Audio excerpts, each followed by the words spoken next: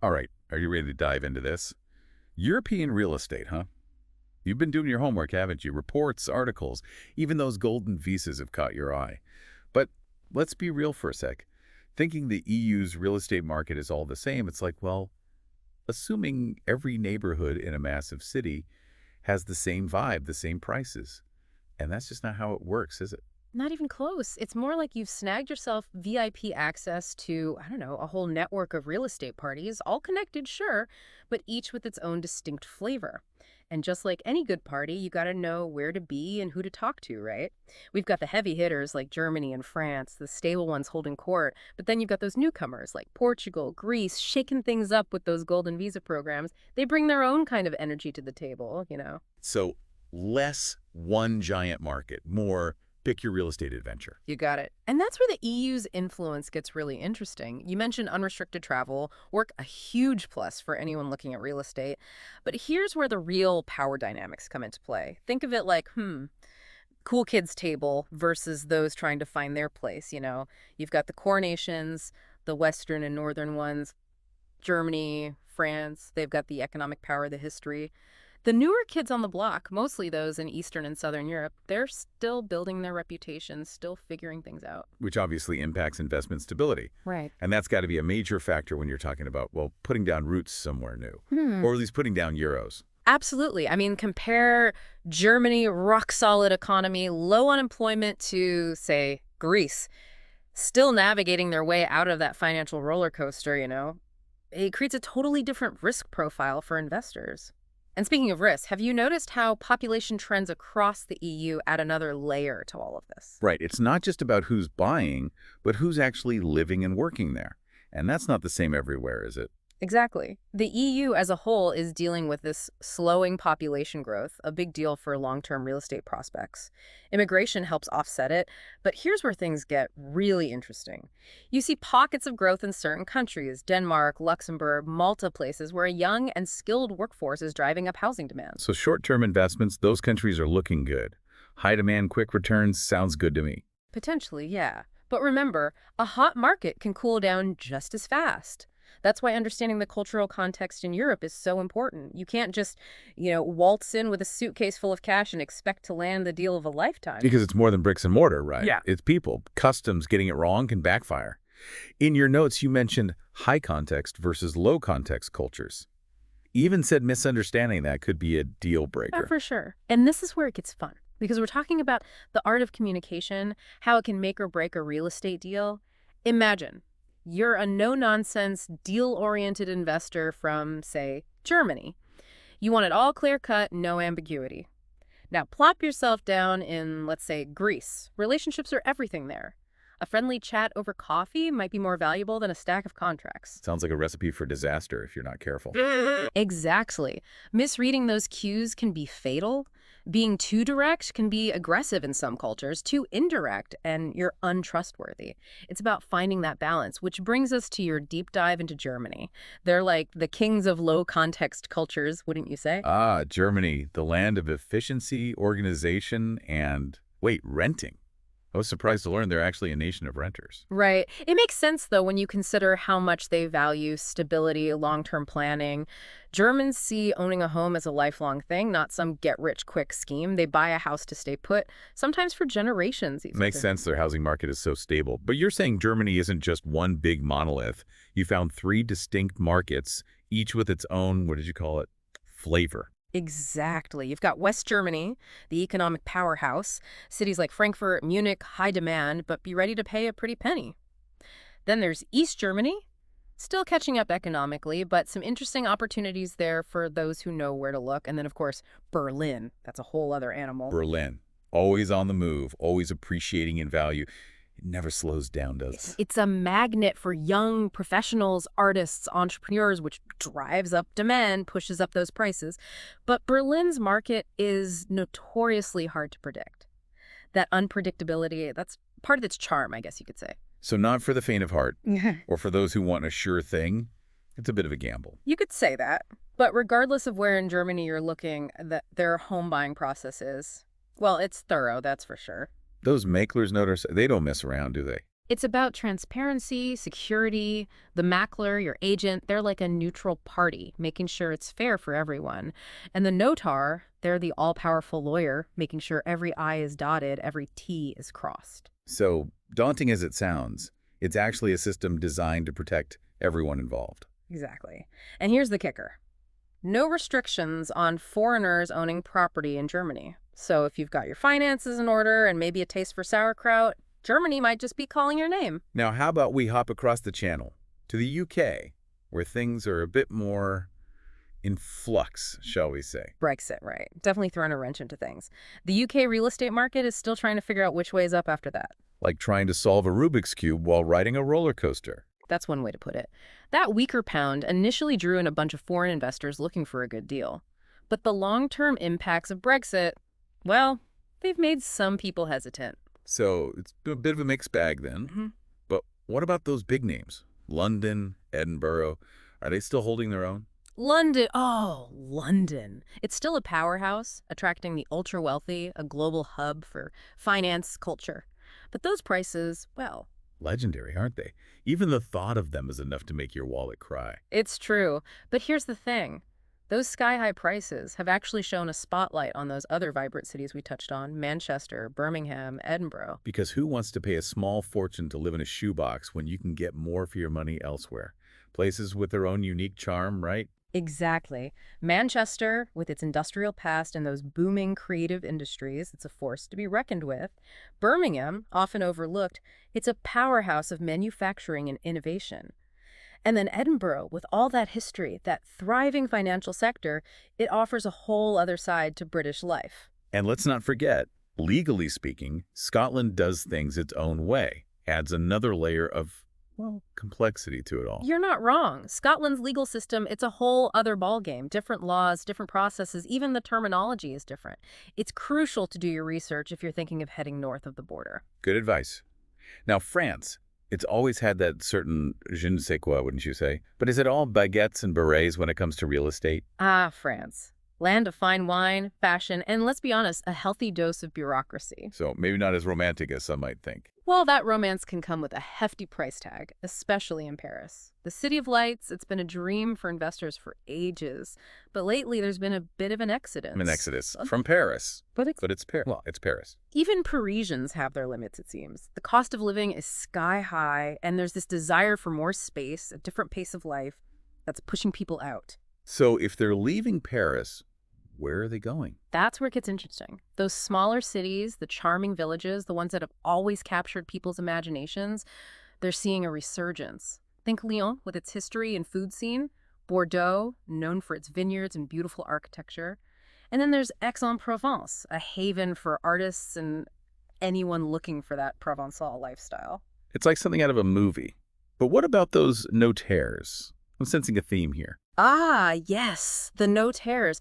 They are essential to any real estate transaction in France. They make sure everything is done by the book. They sound even more official than their German counterparts. Well, in France, the notaire is a public official appointed by the Ministry of Justice, no less. They have complete control over property transactions, making sure everything is legal and above board, protecting both the buyer and the seller. So a system designed to keep everyone safe, but maybe a bit more paperwork than some are used to. You could say that, but here's the good news. French mortgages, they're surprisingly accessible to foreign buyers. Interest rates are competitive, and banks are generally open to lending as long as you have a good financial track record. So the paperwork might be a bit of a headache, but the financing options are there. You got it. And besides, there's just something special about owning a piece of France, don't you think? The ultimate status symbol. Speaking of status symbols, I'm ready for that whirlwind tour of some other European gems you mentioned. What hidden treasures do you have up your sleeve? Let's start with Belgium. Often gets overlooked because of its bigger neighbors, but don't let that fool you. It's got a lot to offer. Okay, convince me. What makes Belgium so special? Stable economy, high standard of living, and smack dab in the heart of Europe. Brussels, the capital, it's a hub for international business, politics, and the real estate market reflects that. So we're talking prime locations, but probably with a price tag to match. Brussels can be pricey, yeah. But here's the thing. Belgium is full of contrasts. Flanders in the north, they have that more entrepreneurial spirit, while Wallonia in the south, well, let's just say they march to the beat of their own drum. And those regional differences, they play out in the real estate market. Prices, demand, it all varies. So in Belgium, it's not enough to know the market. You've got to understand the culture, the regions. Absolutely. And hey, don't forget those waffles and chocolate. Okay, you've swayed me. Belgium is officially on my list. Yeah. But what about Greece? It's had its struggles, but those islands, the history, the food, it's hard to resist that allure. Greece is one of those high-risk, high-reward situations. The economy, well, it's no secret it's been through a lot, Yeah. but that's actually create opportunities for those who are willing to, ride the wave a bit. So not for the faint of heart then. You got it. But for those with a bit of an adventurous spirit, a long-term vision, Greece has a lot to offer. The government really wants foreign investment, and that Golden Visa program is pretty attractive. Golden visas, that seems to be the name of the game everywhere we go. Remind me how those work again. It's like a residency by investment program. In Greece, if you invest a certain amount in real estate, right now it's around 250,000 euro if you and your family, you can get residency permits with a path to citizenship down the line. So the best of both worlds. You get a piece of paradise and a potential European passport. That's the idea. But there's always a catch, right? Greece and bureaucracy, they go hand in hand. Be ready for paperwork, delays, the whole nine yards. Patience is a virtue then. You could say that. Now, how about we hop over to the Emerald Isle? Ireland, land of breathtaking scenery, friendly locals, and surprisingly, a booming tech scene. Ireland's become quite the tech hub, hasn't it? Mm. But what's that done to the real estate market there? In a word, a lot. Dublin especially, it's become a global tech hub. Google, Facebook, Apple, they're all there. And that means a huge influx of tech workers, all needing somewhere to live. Prices are up, competition is fierce. A landlord's market then? It can feel that way, especially in Dublin. But Ireland knows it has a housing problem and the government's trying to fix it. More construction, policies to make housing more affordable, that kind of thing. So there's hope on the horizon, even if it's a bit of a wild ride right now. Exactly. And don't forget about those charming villages, those beautiful coastal towns. Ireland is more than just Dublin, and its real estate market reflects that diversity. Ireland, a mixed bag, but with the potential for great rewards for those willing to put in the effort. And what about Italy? That's always been at the top of my list. Italy, La Dolce Vita, where food is practically a religion, history is around every corner, and the art of living is just that, an art. Sounds amazing. But paint me a picture of the real estate market. Well, it's as diverse as their pasta sauces, that's for sure. You've got those grand old palazzos in Rome, sleek apartments in Milan, rustic farmhouses in Tuscany, villas overlooking the Amalfi Coast. Something for every taste, every budget. So there really is something for everyone. But Italy's economy, it hasn't been doing so great, has it? And the bureaucracy. Patience is definitely key in Italy, that's for sure. But if you embrace that slower pace of life, the rewards are incredible. Imagine yourself sipping your morning cappuccino on your terrace, overlooking the Tuscan countryside, or maybe enjoying a glass of Prosecco, watching the sunset over the canals of Venice. Okay, now you're just making me want to pack my bags and go. But what about the legal side of things? Can foreigners even buy property in Italy? It's definitely possible, but having a good lawyer on your side is essential. The legal system can be a bit, well, complicated, and there are regional differences to navigate. So another place where due diligence is crucial. Absolutely. But once you've found that dream property and navigated all the legal hurdles, you'll be living the dream. Italy is definitely back on my list. But for now, let's talk about Portugal. It's been getting a lot of attention lately, hasn't it? Portugal is the darling of the European real estate market right now, and for good reason.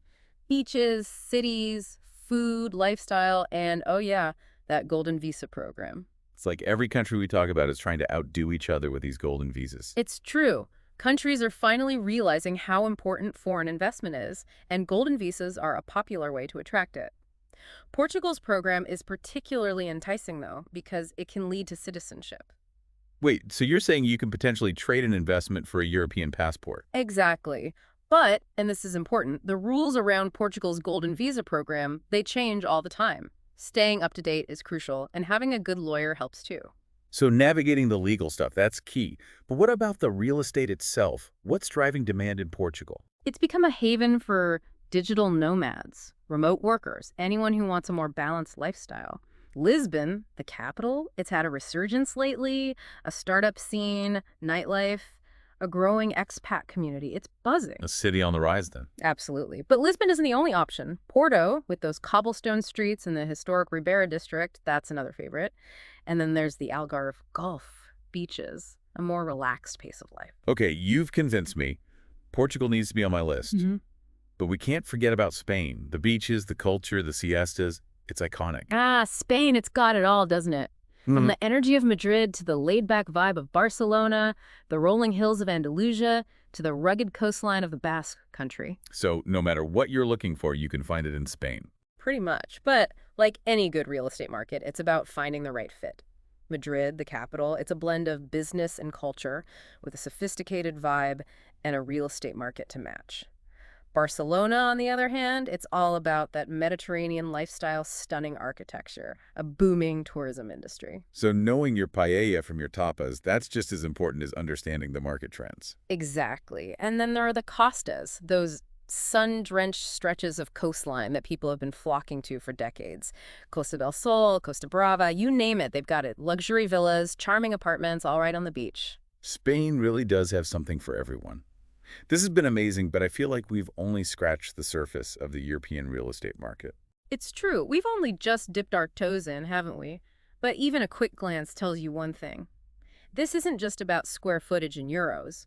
Every country, it's got its own rhythm, its own way of doing things. And understanding that, that's what separates the pros from the amateurs. It's like they say, location, location, location, but with a cultural twist. Exactly. And we're not just talking about avoiding awkward situations. This is about understanding what makes people tick, what drives their decisions when it comes to real estate. Remember those German homeowners, the ones who stay put for generations? That's about community, long-term security. It's different from, say, those Brits buying vacation homes in Spain thereafter a change of pace, that Mediterranean lifestyle. So how do those different approaches actually play out in a real estate deal? Imagine this. You're a German investor, right? Straightforward, you like contracts, deadlines, the whole 9 yards. Now you're negotiating with an Italian family selling their ancestral villa. Relationships matter to them. They might prioritize family history over pure profit. A leisurely meal, building trust that could be more valuable than any contract. I can see how that could go sideways fast if you're not on the same page. Exactly. And it's not just about how you talk to each other. Think about marketing. A sleek, modern campaign might work in Berlin, but fall flat in a culture that values warmth, emotion. Even the legal systems are different everywhere you go. It's like playing Monopoly, but each country has its own rule book and its own currency. Love that analogy. Speaking of rules, let's go back to Germany for a sec. Their love of renting, it seems counterintuitive for a culture that values stability, doesn't it? It's like the American dream of homeownership. Went on vacation to Germany and decided to stay for, well, ever. There's a saying they have, renters are not second-class citizens. And it's true, they have strong tenant protections. Renting long-term, it's totally normal there. Actually, it contributes to that stable housing market we talked about. Stable, sure, but not boring, right? You mentioned 3 different markets within Germany, each with its own distinct personality. You got it. It's not one size fits all. West Germany, that's the economic engine. Frankfurt, global financial hub. Munich, home to BMW, a huge tech scene. So we're talking prime real estate, but those prices are probably through the roof. You better believe it. West German real estate, especially in those sought-after cities, it comes at a premium. High entry costs, stiff competition, but the potential is there, especially if you're thinking long-term. You've taken us from those bustling city centers to those quiet countryside villages, even navigated Brexit and those ever-changing golden visas. I'm starting to think you should write a real estate travel guide. What do you think?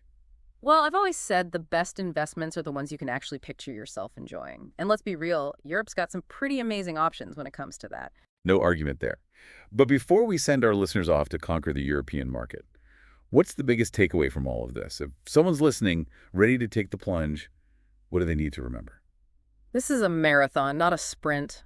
You know, it's about understanding how each market works, the culture, the nuances. Develop a strategy that actually fits your goals. It's not just buying a property, it's buying a whole lifestyle. Right, exactly. Are you drawn to that city buzz like Berlin with its startup scene? Or do you see yourself fixing up a farmhouse in Italy, drinking wine under the Tuscan sun? Figure out what you want, then you can find the place that matches. So a little soul searching is in order. Know yourself, then find your dream property. That's it. And don't be afraid to think differently. Maybe owning a whole property isn't the answer. Have you heard of fractional ownership? It's getting big in Spain, where you own part of a luxury villa and get to enjoy it for a few months out of the year. It's like timeshares, but, well, cooler. You got it. Or maybe it's about looking beyond the usual tourist spots. Croatia, Slovenia, they've got some hidden gems, and the prices are still reasonable. This is why I love these deep dives. You answer some questions, but you always leave me with more. Makes me want to keep digging, keep learning. And that's the beauty of European real estate, isn't it? So much to discover, so many possibilities. So for those ready to take that leap, where do they even begin? Start with the basics. What can't you live without? City life or countryside peace? What kind of lifestyle do you want?